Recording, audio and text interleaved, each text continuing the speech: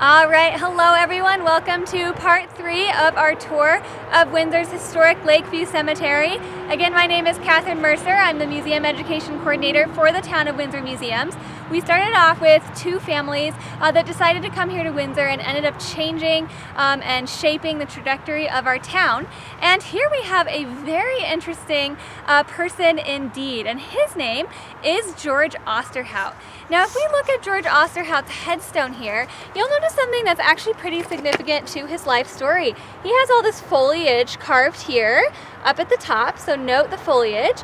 Down at the bottom, it's kind of interesting. He has his birth and death dates, but if you look at those of his wife, so we have George here, who was born in 1858, and he has his wife. Now, you might not be able to see it with the sun, but his wife only has the date of her death, and there is no date of her birth. So maybe she did not know, maybe after she passed away, nobody was sure what it was, and it just didn't end up on there. But thanks to research that we have at the museum, archives and digital collections, we have been able to track down her date of birth, and she was born in 1864.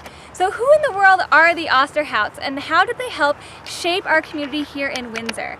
Well, I have a photo here of George Osterhout. So there he is, a very dapper looking gentleman. He was born in 1858 in Pennsylvania, and he was actually a twin. He attended Lafayette College in Pennsylvania, and he actually ended up studying law. But the advisor that he was assigned to had him take some classes in science and botany because his advisor loved science and botany, and George ended up falling in love with it too. So after graduating, we believe that he did practice law for some time until eventually maybe he realized this isn't exactly what I want to do with my life. So he made the decision to come here to Windsor, Colorado, supposedly for his health. We don't have a lot of evidence that George was ever very ill during his life, so it may have just been an excuse to leave Pennsylvania and come out here to Colorado, which then was on the forefront of botany research happening with all new discoveries of flora and fauna being made in our state. So he arrived here in Colorado about a year after Robert Dickey did. He came in 1884, and in 1886, George ended up opening one of the most important businesses that you could have in a growing town on the Colorado frontier, which was a lumber yard, because you needed wood for building your buildings and building your houses. You needed wood for everything. So he opened up what became Windsor's main lumber business, called the Osterhout Lumber Company. And it became very, very large and made him a lot of money. So much money that he now had a lot of time and money to investigate his true love and passion, which was botany. He loved plants. He was very, very interested in plants. He was known for going up to the mountains and up to Rocky Mountain National Park to do collecting trips. And the newspaper talks a lot about this. It also talks about how Osterhout is still perpetually single. And how can this be? Because he's building a beautiful house on Walnut Street, and surely he just needs a wife to come in and take care of it for him. So that everyone is very concerned about poor Mr. Osterhout and his plants living in their house. But thankfully, in 1894, he meets Etta Thomas, who is a school teacher who taught in Windsor schools and also in Greeley schools.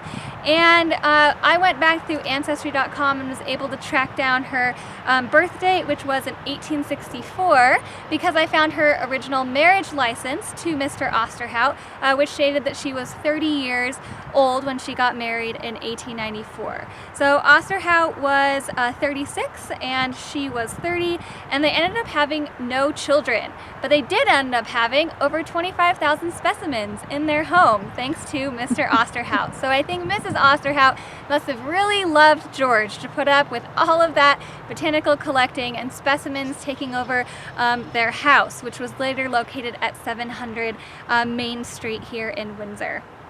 So George ended up collecting over 8,000 specimens across the United States, and then eventually acquired that collection of over 25,000. And he ended up collecting one of the best collections of plants from this area, geological specimens from this area in the United States. And he also was known as a very philanthropic member of our community. So because he ended up having no children, he was known to gift money to children in town who needed it. He was a very caring figure. He had a wonderful library at his house and was known for lending out books. Today, if you go to the Clearview Library here in Windsor, they actually still do have some of Osterhout's original library books in their collection because after the Osterhouts passed away, many of his botanical collection ended up at the library because they donated it. So they were very concerned with doing the right thing for the community and helping us to grow into sort of an intellectual community.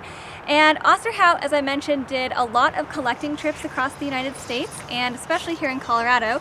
Today there are still at least five modern plants named after him. I have a picture of one of these plants, which is called the Osterhout milk vetch. So if you're ever out hiking here in Colorado and you see that, just know that it was named after George Osterhout, our pioneer botanist from right here in Windsor, Colorado. So as George was collecting his specimens, his wife Etta was very busy as well. So she was one of the founding members of the Windsor Improvement Club, which was a group of women that got together and did different philanthropic actions and had lectures and that sort of thing. So Etta is in this photo. She is the second, let me just make sure I get that right. She's second from right in this photo. So she is in the back row, second from right. So she is standing right here on the stairs. So that is Etta. So she's very busy as well, and they're very busy with improving our community. In 1907, George took on a partner in his lumber business, and Osterhout Lumber Company became Osterhout and Charles, and I think Charles did most of the work while Osterhout was out collecting in the mountains on his fabulous collecting trips. So also, he ended up writing a number of articles about the plants that he discovered. Today, his botanical author abbreviation, which is Oster H, is associated with 237 plant names and historical variations of plants. And he wrote over 44 publications that were published in various scientific plant journals of the time. So he was a very widely respected and known botanist for this area. And he continued to collect plants and help the community until April 2nd, 1937, when he passed away. And after he passed away, he was buried here on April 6th of 1937 at 2 p.m. And we know all of this because he had a very long obituary published in the newspaper talking about his accomplishments. And we do know, interestingly, and this is one of the only instances in Windsor history that we know of this happening, when he was buried on April 6th, every single business in Windsor closed from 2:30 to 3:30 in honor of his burial as his procession left downtown Windsor and came here to the cemetery. So he was so widely respected that there was no business happening in Windsor for that hour in honor of Mr. Osterhout. He was very widely beloved and remembered for his gentle nature and the scholarships that he gave to local youth. So after he passed away, his wife continued to live here until she passed away in 1942. When she passed away, she left all of Osterhout's properties to Jean Yancey, who was her nurse at the time and a member of another local family that lived here in the area.